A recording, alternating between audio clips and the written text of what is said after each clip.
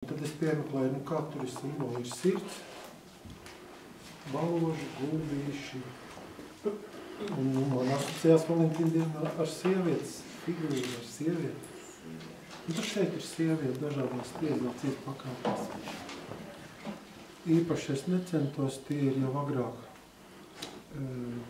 radīti darbi, kurus vajadzēja noformēt. Tā kā man neko īpaši nav ko stāstīt. Galvenokārt gribu pateikties, pārsvarā šeit ir sievietes, pateikties mīļām sievietēm, ka viņas ir ar mums. Ar to otru pusi. Ja.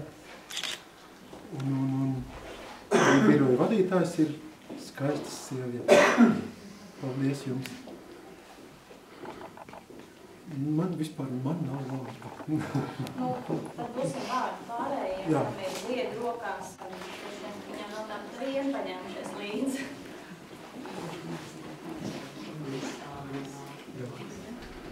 Paldies, ka apsveic Valentīnu.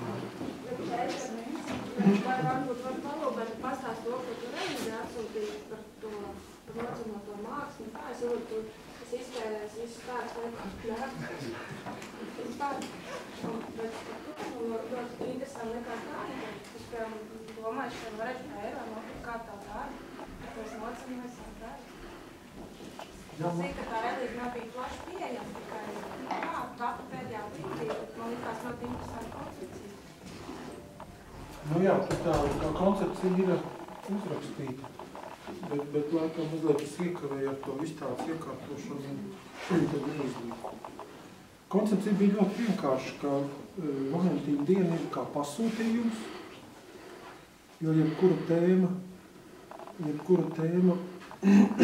mākslā ir kā pasūtījums. Nemaz nevajag cilvēku, kas pasūta darbu. Pietiek ar tēmu. Un ja ir pasūtījums, tad ir tālākais solis ir pirkšana pārdošana. Jo tad ir tas uzreiz atšķir mākslu no mākslas darba. Mākslas darbs ir tikai prece, tikai lieta, kurai var pielikt cenu. Tā ir tā ļoti īsi izstāstīta koncepcija. Jā. Jo īstenībā es uzskatu, ka māksla tā ir filosofēšana ar zīmulu, ar votu, ar kaltu.